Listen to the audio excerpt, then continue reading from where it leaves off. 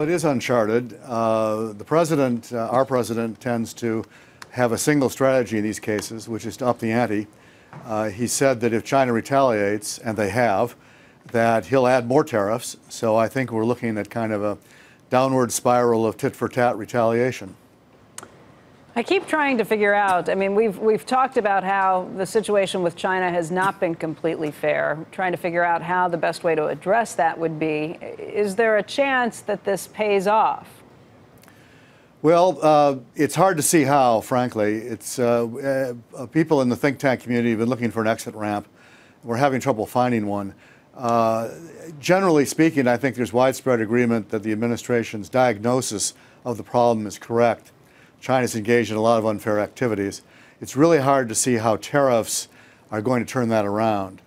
Some of the investment decisions that he's making will probably have an effect, at least on the future. But tariffs, I think, we're just going to end up hurting each other. You know, we've talked to a lot of people who have pointed out that both of these leaders need to be able to look like they are remaining strong in the face of this issue. They both need to look like they have a win that they can sell back to their domestic base. I guess that's where you get stuck, trying to figure out what's the solution where both sides can look like they've won and save face. Well, yeah, I mean, you know, for most people, this is like two 8-year-olds having a staring contest, and whoever blinks first loses. And unfortunately, the real losers are consumers and manufacturers who get hit not only with increased tariffs on their inputs and on the stuff they want to buy, but Chinese retaliation, increased tariffs on their exporters.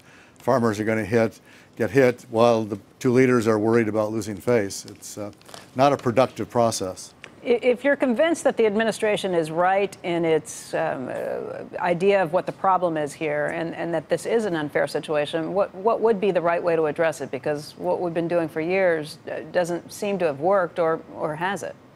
Well, the easy answer is we should have done some things 10 or 15 years ago that we didn't do.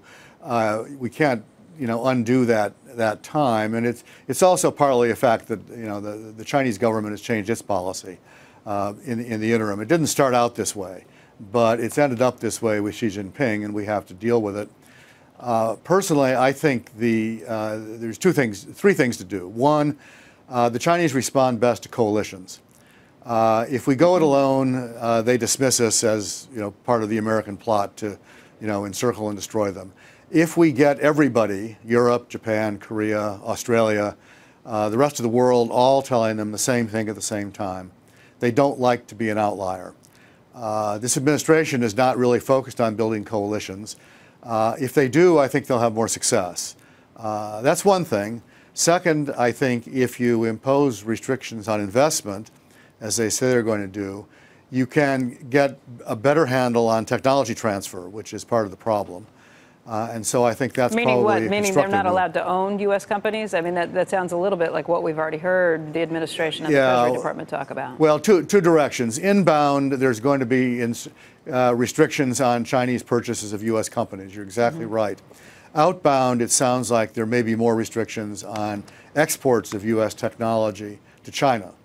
I would guess that American business would howl about that, too. Depends on how broad it goes. I think they probably will, because the cutting edge stuff, the high-end technology, is already controlled for national security reasons. So the question has come up, what are you going to add? And what they're probably going to add are lower tech stuff that has already been released from controls because new generations have come in that are higher up, basically. And if you start doing that, look, semiconductor chips, for example, you start hitting a lot of American exports and a lot of money. Hey there, thanks for checking out CNBC on YouTube. Be sure to subscribe to stay up to date on all of the day's biggest stories. You can also click on any of the videos around me to watch the latest from CNBC. Thanks for watching.